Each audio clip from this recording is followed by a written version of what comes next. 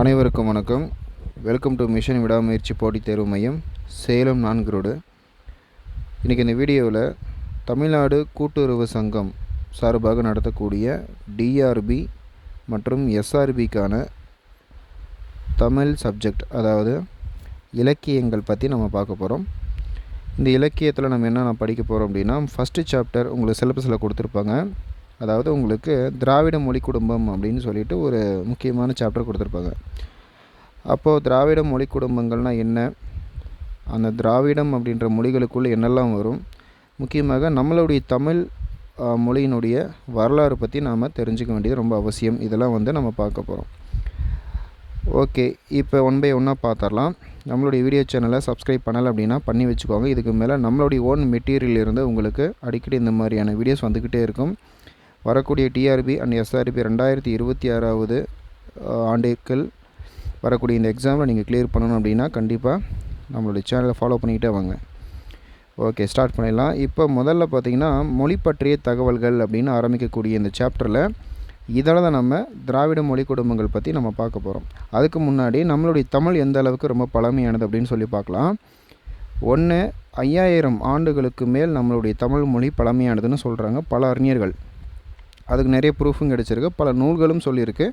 அதுக்கு ஒரு சான்று நம்ம சொல்லணும் அப்படின்னா மிக பழமையான ஒரு நூலை சொல்லலாம். மிக பழமையான ஒரு இலக்கண நூல் அப்படின்னா தொல்காப்பியத்தை நம்ம சொல்லலாம். ஸோ தொல்காப்பியம் பொறுத்த வரைக்கும் தமிழின் மிக பழமையான ஒரு இலக்கண நூல். இதை எழுதியவர் தொல்காப்பியர் அப்படின்னும், இது இலக்கணத்தை பற்றி கூறக்கூடிய மிக முக்கியமான பழமையான நூல் என்றும் உலக அளவில் போற்றப்படுகிறது. ஸோ இது ஒரு சான்றாக சொல்லலாம். நிறைய சான்றுகள் இருக்குது. அது மட்டும் இல்லாமல் நம்ம தமிழ்நாட்டுக்குள்ளே தென்னிந்தியாவில் சங்கங்கள் வச்சு மூவ் பண்ணியிருக்காங்க. சங்க காலம் அப்படின்னு சொல்லிட்டு பார்க்கும்போது தமிழை வளர்த்த சங்கம், பாண்டிய மன்னனால் வளர்க்கப்பட்ட சங்கம் அப்படின்னு சொல்லி பல சங்கங்கள் இருந்திருக்கு. ஸோ தமிழை வளர்ப்பதற்காகவே சங்கங்கள் நிறுவியிருக்காங்க. அந்த காலகட்டத்தில் சங்க காலம் ஒன்று இருந்திருக்கு. அந்த சங்க காலத்தில் சங்க இலக்கியங்கள் தோன்றியிருக்கு. அந்த சங்க இலக்கியங்களில் சில முக்கியமான நூல்களான 8 தொகை அப்படின்னு சொல்லுவோம். நான் ஷார்ட்டாக 8ன்னு போட்டு தொகைன்னு போட்டிருக்கேன். பட் இப்படி எழுதக்கூடாது, சும்மா ஷார்ட்டாக போட்டிருக்கேன். 8 தொகை, 10 பாட்டு, திருக்குறள், இதெல்லாமே சங்க இலக்கிய காலங்களில் தோன்றிய முக்கியமான நூல்கள். அப்போது இந்த தமிழ் என்பது 5000 ஆண்டுகளுக்கு மேல் மிக பழமையானது என்று கூறக்கூடிய ஒரு ப்ரூஃப் அப்படின்றது இதுதான். ஸோ தொல்காப்பியம், சங்க இலக்கியங்கள், 8 தொகை, 10 பாட்டு மற்றும் திருக்குறள் போன்ற எல்லா நூல்களும் என்ன சொல்லுது அப்படின்னா நம்மளுடைய தமிழ் எந்த அளவுக்கு பழமையானது அப்படின்னு சொல்லுது. இன்னும் பல இடங்களில் கண்டுபிடிக்கப்பட்ட பல பிராமி மற்றும் வட்டெழுத்துக்கள் கொண்ட பல கல்வெட்டுகள் நம்மளுடைய ஆராய்ச்சியாளர்கள் கண்டுபிடிச்சிருக்காங்க. சரி, நான் ஏன் இப்போ இந்த பிராமி வட்டெழுத்து பற்றி நான் சொல்கிறேன், பிராமி வட்டெழுத்தை பற்றி நான் சொல்கிறேன் அப்படின்னா இது என்னது அப்படின்னு கேட்கலாம். இப்போ தான் நம்ம தமிழ் அப்படின்ற ஒரு லாங்குவேஜை பேசுகிறோம், எழுதுகிறோம், கம்யூனிகேட் பண்ணுறோம். ஆனால் இந்த தமிழ் எடுத்தோடனே ஒரே நாள் டக்குன்னு அப்படியே வானத்துலேருந்து குதிச்சிருச்சா? இல்லை. அப்போ எப்படின்னா, முதல்ல நம்ம தமிழ் அப்படின்ற எழுத்து பிறக்கிறதுக்கு முன்னாடி என்னவாக இருந்துச்சு அப்படின்னா ஆரம்ப காலத்தில் பிராமியாக இருந்துச்சு. பிராமி அப்படின்ற ஒரு எழுத்து, இதுக்கு பேர் தமிழி அப்படின்னு சொல்லுவாங்க. பிராமிக்கு என்ன ஒரு பேர்? தமிழின்னு சொல்லுவாங்க. தமிழ் கிடையாது, தமிழி. அப்போது இது உதாரணத்துக்கு பார்த்திங்கன்னா இந்த தமிழில் இருந்து தான் வட்டு எழுத்து வந்துச்சு. பிராமி அல்லது தமிழின்னு சொல்லுவோம். தமிழில் இருந்து தான் வட்டு எழுத்து அப்படின்ற ஒன்று உருவாச்சு. அந்த வட்டு எழுத்து ஒரு வடிவமே வெவ்வேறு மாதிரி இருக்கும். ஏதோ ஒரு கட்டமாக படிக்கிற மாதிரி, சரிங்களா? முழு எழுத்தாக முழுமை பெறவில்லை, ஓகேங்களா? அப்போ வட்டு எழுத்துலேருந்து தான் கடைசி என்னவாக மாறுதுன்னா தமிழாக மாறுச்சு. ஸோ இப்படி சொல்லலாம். அப்போ பிராமியிலிருந்து வட்டு எழுத்துலேருந்து தான் தமிழ். அப்போ பாருங்கள், தமிழ் எடுத்த உடனே வரலை. ஆனால் தமிழுக்கு மூல ஆதாரமே இந்த பிராமி வட்டு எழுத்துக்கு அப்புறம் தான் தமிழ். ஆனால் இந்த தமிழை எப்போ வளர்த்தாங்க அப்படின்னா சங்க காலத்தில் தான் தமிழை சங்கம் போட்டு வளர்க்குறாங்க, சங்கம் அமைத்து வளர்க்குறாங்க, சரிங்களா? அப்போ பாண்டியர் மன்னருடைய காலத்தில் தமிழ் சங்கம் இருந்திருக்கு. அதில் முதல் சங்கம், இடைச்சங்கம், கடைச்சங்கம், சங்க மருவிய காலம், இது எல்லாமே கண்டிப்பாக உங்களுக்கு கொஷினை கேட்பாங்க. ஓகே, இப்போ இந்த புத்தகத்தில் என்ன சொல்லியிருக்காங்க அப்படின்னு பார்க்கலாம். இப்போது வடமொழியை பாணினிக்கு கொடுத்தவர் சிவபெருமான், தென்மொழியை அகத்தியருக்கு கொடுத்தவர் சிவபெருமான் அப்படின்னு கொடுத்துருப்பாங்க. இந்த ஸ்டேட்மெண்ட்டை பார்த்துக்கோங்க. இப்போது மொழி குடும்பம், உலக மொழிகளை 8 மொழி குடும்பங்களாக பிரித்து வைத்துள்ளனர். எத்தனைங்க? 8 மொழி குடும்பங்களாக பிரித்து வச்சுருக்காங்க. அப்போ நம்மளுடைய இந்தியாவை பொறுத்த வரைக்கும் நமக்குன்னு ஒரு மொழி குடும்பம் இருக்குது அப்படின்னா மொத்தம் 4 தான். இதை நல்லா பார்த்துக்கோங்க. நம்ம இந்தியாவுக்கென்று மொழி குடும்பங்கள் எத்தனைன்னு கேட்டாங்கன்னா 4. ஓகே, அது என்னன்றதை பார்க்கலாம். 1 திராவிட மொழி குடும்பம், 2 ஆஸ்ட்ரிக் மொழி குடும்பம், இதுக்கு இன்னொரு பேர் இருக்குது, முண்டா அப்படின்னு சொல்லுவோம், முண்டா மொழி குடும்பம். 3 சீனா திபெத்திய மொழி குடும்பம்னு சொல்லுவோம். 4 இந்தோ ஆரிய மொழி குடும்பம் அப்படின்னு சொல்லுவோம். இதனால் கவனிச்சு பாருங்கள்.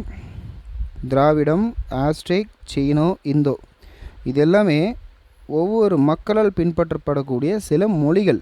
அந்த மொழிகள்லேயே நம்ம ஃபேமிலியாக கிளையாக பிரிக்கலாம். எப்படி? இப்போ பாருங்கள், நான் சொல்கிறேன். இப்போ திராவிட மொழின்னு எடுத்துக்கிட்டிங்கன்னா எதெல்லாம் சேர்ந்தது திராவிட மொழிகள் அப்படின்றத பார்க்கலாம். இப்போ பாருங்கள், இந்திய மொழிகளை திராவிட மொழிகள் என்றும் ஆரிய திராவிட மொழிகள் என்றும் ஆரிய மொழிகள் என்றும் மூவகையாக பாகுபாடு செய்தலே இன்று மொழி ஆராய்ச்சிக்கு பொருந்துவதாக உள்ளது என்று சொன்னவர் யாருன்னா வரதராசனார். அப்போது இந்திய மொழிகளை நம்ம எப்படி வழங்கலாம், எப்படி அழைக்கலாம், இதெல்லாமே பார்த்துக்கோங்க. அதை சொன்னது யாருன்றதையும் பார்த்துக்கோங்க. அடுத்தது, இப்போது திராவிட மொழி குடும்பம் அப்படின்னா என்ன அதை பார்த்துடலாம். இதில் பாருங்கள், 1 தமிழ் முதலிய மொழிகள் வடமொழியிலிருந்து வேறுபட்டவை என்று முதலில் சொன்னவர் வில்லியம் கேரி.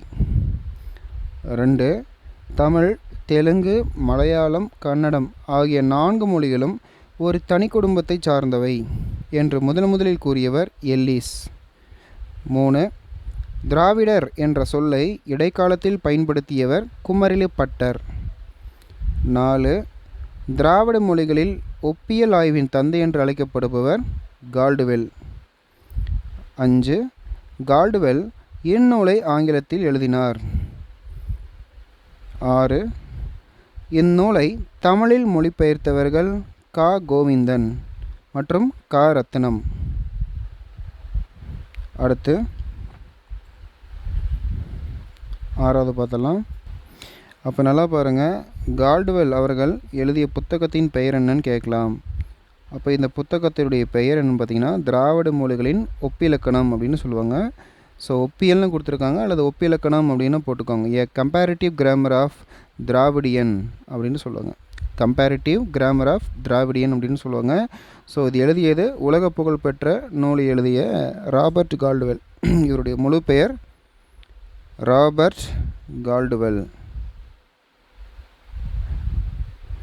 ஓகே, அடுத்து பாருங்கள். 6வது கால்டுவெல் இந்நூலை ஆங்கிலத்தில் எழுதினார். அப்போ இந்த புக்கை யார் இங்கிலீஷில் டேர்மில் டிரான்ஸ்லேட் பண்ணாங்கன்றதை பற்றி கேட்கலாம். அடுத்து, இந்நூலை தமிழில் மொழிபெயர்த்தவர் கேட்டாங்கன்னா கா. கோவிந்தன் மற்றும் கா. ரத்னம். இது முன்னாடியே சொல்லியிருப்பேன். 8 தமிழ் முதலான மொழிகளுக்கு திராவிட மொழி குடும்பம் என்று முதலில் பெயர் சூட்டியவர் கால்டுவெல். அப்போ கால்டுவெல் பற்றி உங்களுக்கு கண்டிப்பாக கொஷின் இருக்குது, நல்லா பார்த்துக்கோங்க. அடுத்தது 9வது திராவிடம் என்ற சொல்லில் இருந்துதான் தமிழ் என்ற சொல் தோன்றியது என்று கருத்துடையவர் கால்டுவெல். இதை சொன்னதும் கால்டுவெல் தான். 10 திராவிடம், திராமிடம், திரமிழம், திரமினோ, தமினோ, அதுக்கப்புறம் தமிழ் அப்படின்னு பேர் மாறி இருக்குது. சரிங்களா? பாருங்கள், திராவிடம், திராமிடம், திரமிழம், திரமினோ, தமினோ, தமிழ். ஸோ தமிழ் என்ற சொல்லில் இருந்து தான் திராவிடம் என்ற சொல் தோன்றியது என்ற கருத்துடையவர்கள் சட்டர்ஜி, விஆர்ஆர், தட்சீதர். ஸோ இவங்க எல்லாமே என்ன பண்ணியிருக்காங்க, இல்லை தமிழ் அப்படின்ற வார்த்தையில் இருந்து தான் திராவிடம் என்ற சொல்லே உருவாயிருக்கு அப்படின்னு சொல்கிறாங்க. ஸோ இப்போ வரைக்கும் பல அரசியல் கட்சிகள் இந்த திராவிடம் அப்படின்ற ஒரு விஷயத்தை வச்சு தான் மூவ் பண்ணிகிட்ருக்காங்க. அதெல்லாம் சொல்லக்கூடாது, அது பாலிட்டிக்ஸான சில விஷயங்கள். ஓகே, பட் இருந்தாலும் பல விஷயங்கள் திராவிடம் அப்படின்ற ஒரு விஷயத்தை மூவ் பண்ணி தான் பல அரசியல்லாம் நடந்துக்கிட்டு இருக்கு. அப்போது திராவிடம் பற்றி சொல்ல போனால் அது இதுக்கான ப்ரூஃப் எவிடன்ஸ் எந்த அளவுக்கு 100% இருக்குமான்றது தெரியல, பட் நாட் ஷியோர். ஆனால் இந்த மாதிரி இருந்திருக்கலாம், அப்படி இருந்திருக்கலாம்னு ஒரு 99% தான் பல அறிஞர்கள், பல மூத்த குடி ஆய்வாளர்கள்லாம் சொல்கிறாங்க. ஓகேங்களா? சரி, இன்னொரு விஷயம் பார்த்திங்கன்னா, இப்போது இந்த கால்டுவெல் அவர்கள் எழுதப்பட்ட நூல் பார்த்திங்கன்னா திராவிட மொழிகளின் ஒப்பிலக்கணம் அல்லது ஒப்பியல் அப்படின்னு சொல்கிறோம். இவர் இந்த புத்தகத்தை என்ன வருஷம் எழுதுனாங்கன்னு கேட்கலாம். 1856 வருஷம் எழுதுகிறார். அப்போது இவர் என்ன சொல்கிறாருன்னா, இந்த புத்தகத்தை வச்சு ஒரு கண்டுபிடிப்பு, தமிழ், தெலுங்கு, கன்னடம், மலையாளம் போன்ற திராவிட மொழிகள் சமஸ்கிருதத்திலிருந்து தோன்றியவை அல்ல, அவை முற்றிலும் தனித்துவமான ஒரு மொழி குடும்பத்தைச் சேர்ந்தவை என்பதை இந்த உலகிற்கு இந்த புத்தகத்தின் மூலிமா நிரூபிக்கிறார். ஸோ அந்த புத்தகத்தில் இதுதான் எழுதியிருக்கு. சரிங்களா? அப்படி பார்க்கும்போது ராபர்ட் கால்டுவெல் அவர்களுடைய வாழ்க்கை வரலாறு அல்லது இந்த புத்தகம் தமிழ் மொழிக்கு ஏற்படுத்திய மிகப்பெரிய தாக்கங்கள் அப்படின்னு சொல்லி பார்க்கும்பொழுது இந்த புத்தகம் தான் ஒரு மிகப்பெரிய ஒரு இம்பேக்டை ஏற்படுத்தியிருக்கு அப்படின்னு சொல்லலாம். புரியுதுங்களா? எனிவே பட் நம்மளுடைய தமிழ் அப்படின்றது கிட்டத்தட்ட எப்போ அந்த செம்மொழின்ற அந்தஸ்தை பெற்றது, அதெல்லாம் உங்களுக்கு கொஷினை கேட்கலாம். ஸோ இதுவே இந்த செம்மொழி அப்படின்ற அந்தஸ்தை பார்த்திங்கன்னா 2004 வருஷம் இந்த அந்தஸ்தை பெறுகிறது. இதுக்கு என்ன சொல்லுவாங்கன்னா கிளாசிக்கல் லாங்குவேஜ் அப்படின்னு சொல்லுவாங்க. செம்மொழி என்றால் கிளாசிக்கல் லாங்குவேஜ் அப்படின்னு சொல்லுவாங்க. இதையும் நல்லா பார்த்துக்கோங்க. ஸோ தமிழுடைய சிறப்பு என்னன்றதை கூட உங்களுக்கு எஸ்ஏ மாதிரி கேட்கலாம் சில எக்ஸாமில், அதையும் பார்த்துக்கோங்க. தமிழுடைய தனிச்சிறப்பு அப்படின்றது என்னென்னு பார்த்தீங்கன்னா சமஸ்கிருதம் அல்லது பிற மொழிகளின் கலப்பு மற்றும் உதவி இல்லாமலேயே தனித்து இயங்கக்கூடியது தான் நம்மளுடைய தமிழ் அப்படின்னு சொல்கிறோம். இப்போ பொதுவாக தெலுங்கு எடுத்துக்கிட்டிங்கன்னா தமிழ் கொஞ்சம் கலந்து வரும், கன்னடம் எடுத்துக்கிட்டிங்கன்னா கொஞ்சம் தமிழ் கலந்து வரும், மலையாளம் எடுத்துக்கிட்டிங்கன்னா தமிழ் கொஞ்சம் கலந்து வரும். ஆனால் தமிழ் தமிழை தமிழாகத்தான் நம்ம பேச முடியுமே தவிர தமிழை சார்ந்து வரக்கூடிய வேறொரு மொழியை சார்ந்து வரக்கூடியது தான் தமிழ் அப்படின்னு சொல்லிட முடியாது. பல இடங்களில் வேறு பிற மொழிகளை பயன்படுத்தக்கூடிய மக்கள் இருப்பாங்களே தவிர தமிழை கலந்து பேச வாய்ப்பே இல்லை. ஓகேங்களா? அதுதான் தமிழுடைய தனிச்சிறப்பு. ஓகேங்களா? சரி, இதை நீங்கள் நோட்ஸ் எடுத்துருப்பீங்கன்னு நினைக்கிறேன். ஸோ அப்படி பார்க்கும்போது நம்ம அடுத்து பார்த்துடலாம். அழிச்சிடலாமா?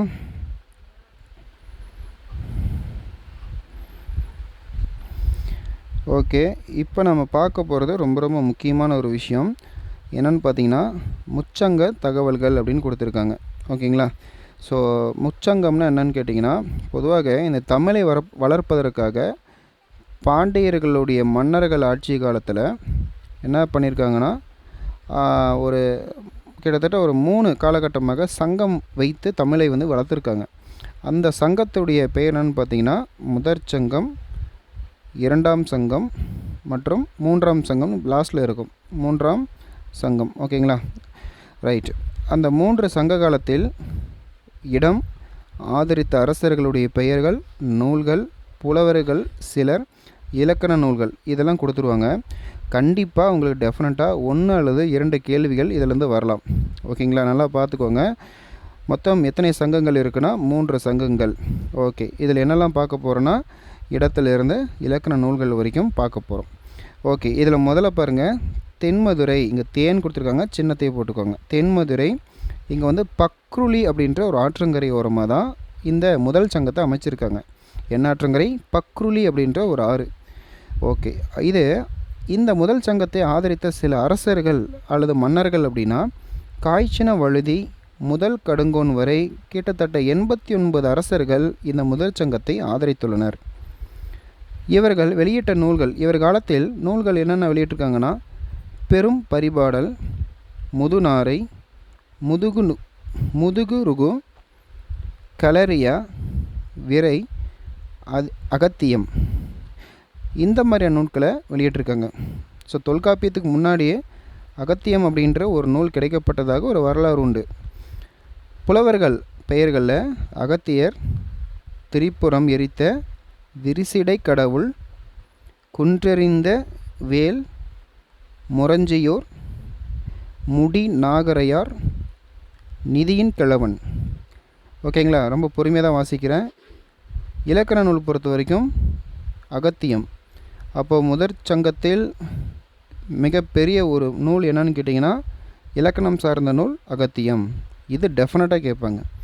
அகத்தியம் எழுதியவர் அகத்தியர், அகத்தியத்தை எழுதியவர் அகத்தியர். இதையும் பார்த்துக்கோங்க. இது முதற் சங்கத்தோடு தொடர்புடையது. ஓகே, அடுத்து பார்க்கலாங்களா?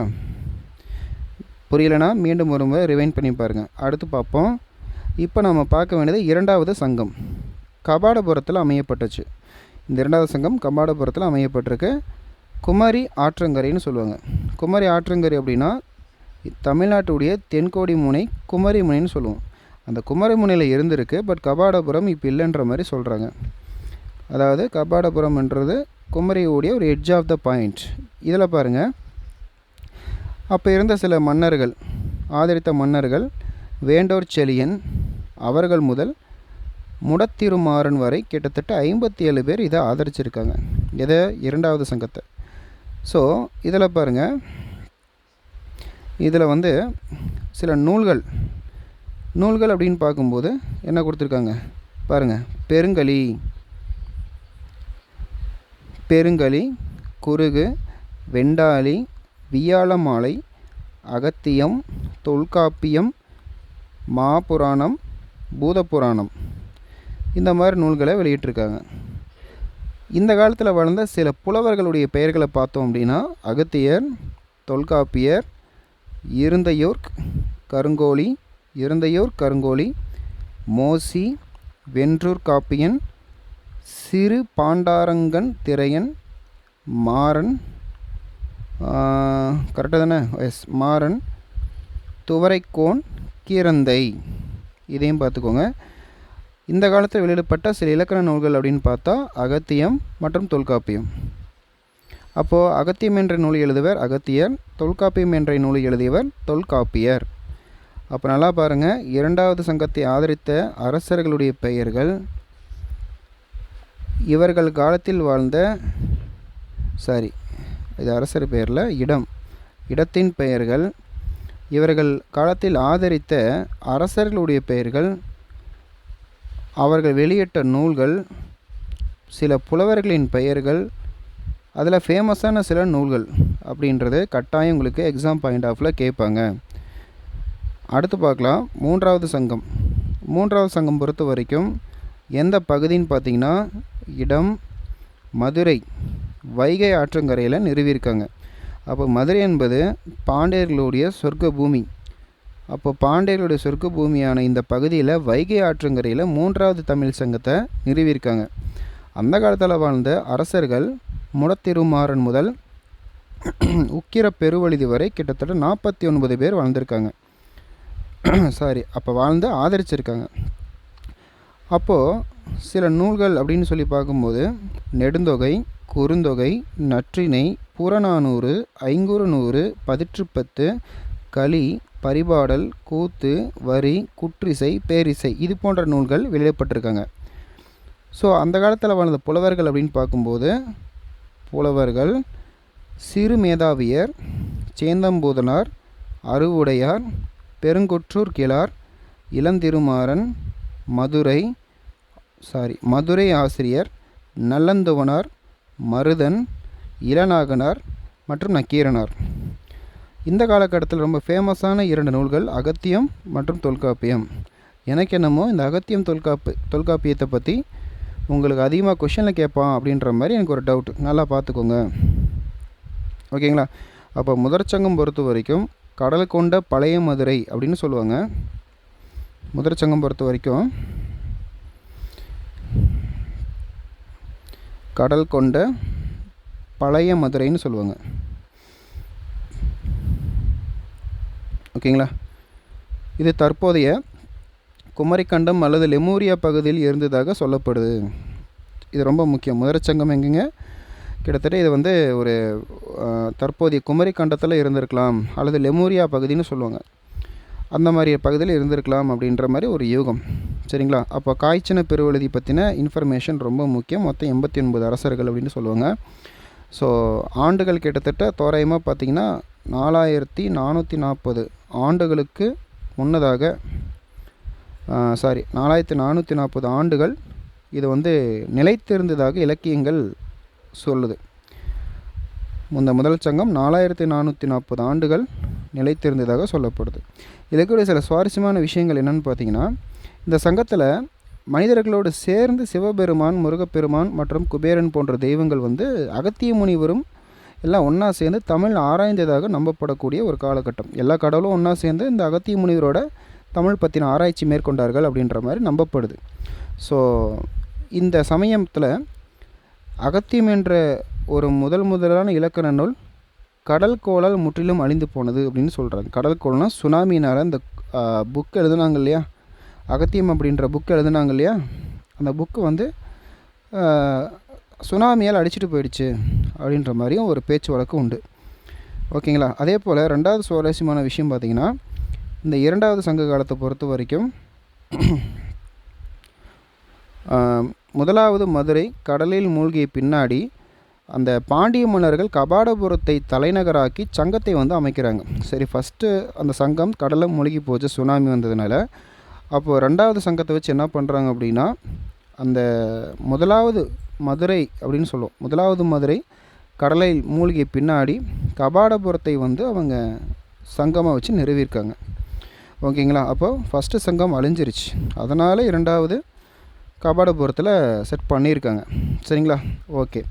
ஸோ இது எத்தனை நாள் எவ்வளோ நீடிச்சிச்சு அப்படின்னு பார்த்தீங்கன்னா, இதுவும் ரொம்ப வருஷம்லாம் நீடிக்கலை. கிட்டத்தட்ட இதுவும் பார்த்திங்கன்னா ஒரு கடலால் வந்து விழுங்கப்பட்டதுன்னு சொல்லலாம். ஸோ இதுவும் கடலால் மூழ்கடிக்கப்பட்டது. அப்போ அந்த காலத்தில் சில இயற்கை சீற்றங்கள்லாம் ரொம்ப பெரிய அளவில் வந்திருக்கு. அப்போது இந்த வருஷம் பொறுத்த வரைக்கும் சில புத்தகங்கள் 57ன்னு கொடுத்துருப்பாங்க, சில புத்தகங்களில் 59ன்னு கொடுத்துருப்பாங்க. கிட்டத்தட்ட இது 3700 ஆண்டுகள் வந்து இந்த இரண்டாவது சங்கம் நிலையாக இருந்துச்சு அப்படின்னு சொல்கிறாங்க. ஓகேங்களா. ஸோ இதில் சுவாரஸ்யமான ஒரு விஷயம் என்னென்னு பார்த்தீங்கன்னா, இந்த இரண்டாவது சங்க காலத்தில் தான் இந்த உலக புகழ் பெற்ற ஒரு தொல்காப்பியம் மற்றும் அகத்தியம் அப்படின்ற நூல் வந்தது அப்படின்னு சொல்லியிருந்தாங்க. ஸோ கடல் கொலையிலிருந்து தப்பிய ஒரே ஒரு இலக்கண நூல் வந்து தொல்காப்பியம் மட்டும்தான். ஸோ இது ரொம்ப ரொம்ப ஆச்சரியமான ஒரு விஷயமும் கூட. அப்போ அகத்தியம் தான் சுனாமியில் மூழ்கடிக்கப்பட்ட ஒரு நூல் அப்படின்னு சொல்லலாம். அப்படி பார்க்கும்போது இந்த ராமாயணம் மற்றும் மகாபாரதத்தில் கபாடபுரம் என்ற நகரை பற்றிய ஒரு குறிப்புகள் இருப்பது இதனுடைய வரலாற்றுக்கு சான்றாக ஒரு உண்மை இருக்குது அப்படின்னு சொல்கிறாங்க. அப்போ பாருங்கள், இந்த மகாபாரதம் ராமாயணம் எல்லாம் எடுத்துக்கிட்டிங்கன்னா, இந்த கபாடபுரம் அப்படின்ற ஒரு நகர் இருந்ததுக்கான சான்று அந்த புத்தகத்தில் இருந்திருக்கு.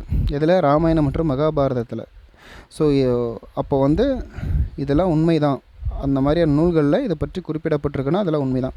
ஸோ மூன்றாவது சங்கத்துக்கு இன்னொரு பேர் பார்த்திங்கன்னா கடைச்சங்கம் அப்படின்னு சொல்லுவாங்க. இதையும் நோட் பண்ணிக்கோங்க, கடைச்சங்கம் அப்படின்னு சொல்லுவாங்க.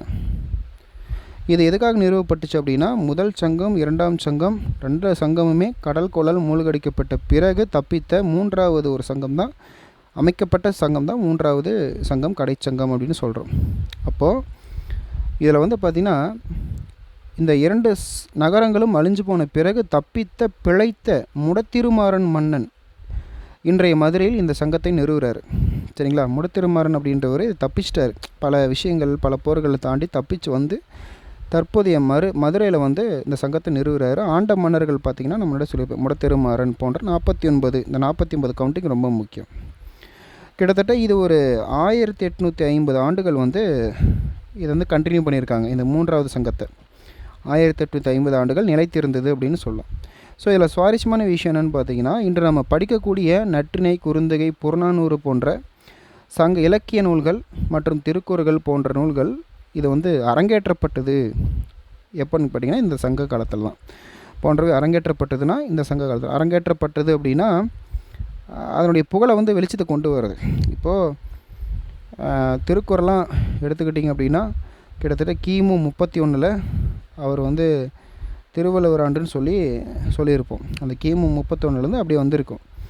ஸோ இதெல்லாம் ரொம்ப ஃபேமஸாக வந்த ஒரு வருஷம் ஒரு ஆண்டுனா மூன்றாவது சங்கம் அப்படின்னு சொல்லலாம். ஓகேங்களா. அப்போது இதெல்லாம் நல்லா பார்த்துக்கணும். கண்டிப்பாக உங்களுக்கெல்லாம் இதில் எக்ஸாமில் கேட்பாங்க. ஓகேங்களா. மூவேந்திரம் தமிழ் வளர்த்தனர் என்றாலும் சங்கம் வைத்து தமிழ் வளர்த்த பெருமை பாண்டியருக்கே உரியது. இது ரொம்ப முக்கியம். தமிழை வளர்ப்பதற்காக ஒரு சங்கம் வச்சு பாண்டியர்கள் மட்டுமே இந்த தமிழுக்கு அவ்வளோ அரும்பாடுபட்டிருக்காங்க. அப்போ தான் இந்த மாதிரியான சில நூல்கள்லாம் வந்திருக்கு. ஓகேங்களா. சங்கம் என்ற சொல் தொல்காப்பியத்தில் இல்லை. தொல்காப்பிய நூல்களில் இந்த சங்கம் என்ற பேர் இடம்பெறவில்லை. இதில் பாருங்கள், தொல்காப்பியத்தை எடுத்துக்கிட்டிங்கன்னா சகர கிழவையும் அவற்றோடற்றே ஐயோ என்னும் மூன்றலங்கடையே அப்படின்னு கொடுத்துருக்காங்க. அப்போது இதில் சங்கம் என்ற ஒரு வார்த்தை இல்லை. ஓகே. ஸோ நம்மளுடைய விடாமுயற்சி போட்டித் தேர்வு மையம் சேலம் 4 ரோடில் இருக்குது. இது உங்களுக்காக நம்மளுடைய மெட்டீரியலை வந்து நான் ஃபோட்டோ எடுத்து நான் உங்களுக்கு கொடுத்துருக்கேன். விடாமுயற்சி போட்டித் தேர்வு மையம், சேலம் 4 ரோடு. உங்களுக்கு இந்த மாதிரி டிஆர்பி, எஸ்ஆர்பி, டிஎன்பிஎஸ்சியில் இலக்கியம் போன்ற வரலாறுகளை பற்றி படிக்கணும் அப்படின்னா நம்மளுடைய இன்ஸ்டியூட்டில் ஓன் மெட்டீரியல் பிரிண்ட் பண்ணியிருக்கோம். ஸோ அதுக்கான மாடல் தான் இந்த பேஜ். ஸோ உங்களுக்கு இது வேணும் அப்படின்னா கண்டிப்பாக இந்த நம்பருக்கு கான்டாக்ட் பண்ணி ஆர்டர் பண்ணிக்கலாம். 9342094208 இந்த நம்பருக்கு நீங்கள் ஆர்டர் பண்ணிங்கன்னா ஆர்டர் பண்ணிட்டு மெசேஜ் பண்ணுங்கள். வாட்ஸ்அப்பில் மெசேஜ் பண்ணிங்க அப்படின்னா உங்களுடைய நேம் போட்டுக்கோங்க. நேம், நீங்கள் எங்கேருந்து பேசுகிறீங்க, அதாவது ஃப்ரம் அட்ரஸ் போட்டுக்கோங்க. கண்டிப்பாக door number and mobile number போட்டுக்கோங்க. மொபைல் நம்பர் போட்டு உங்களுக்கு என்ன நீடு, இலக்கியமா இலக்கணமா அப்படின்றத கேட்டுக்கோங்க. இலக்கணமா அல்லது இலக்கியமா அல்லது ரெண்டுமா அப்படின்றத டைப் பண்ணி மெசேஜ் பண்ணிங்கன்னா உங்களுடைய அட்ரஸுக்கு வித்தின் 24 ஹவர்ஸுக்குள்ளே ஸ்பீடு பார்சலில் போட்டுருவேன். நீங்கள் இந்த எக்ஸாமில் அதிகமான மார்க் எடுக்க என்னுடைய வாழ்த்துக்கள். டிஆர்பி, எஸ்ஆர்பி 2026 உங்களுடைய அச்சீவ்மெண்ட் லிஸ்ட்டுக்குள்ளே உங்களுடைய பெயர் வர என்னுடைய அட்வான்ஸ் கங்க்ராச்சுலேஷன்ஸ். ஸோ நம்மளுடைய இன்ஸ்டியூட்டில் தொடர்ந்து உங்களுக்கு ஆன்லைன் ஆஃப்லைன் கிளாஸஸ் வழங்கிட்டுருக்கோம். ஆல்சோ டெஸ்ட் பேட்சும் வழங்கிட்டுருக்கோம். நாளைக்கு சண்டே, அதாவது தேதி 16/8/2026 சண்டேயில் நமக்கு வந்து மேக்ஸ் கிளாஸ் ஆஃப்லைன் பேட்சஸ் போகுது. வேணுங்கிறவங்க இந்த நம்பரை நீங்கள் வந்து மெசேஜ் பண்ணி குரூப்பில் ஜாயின் பண்ணிக்கிட்டு கிளாஸை கவனிச்சிக்கலாம். Thank you so much.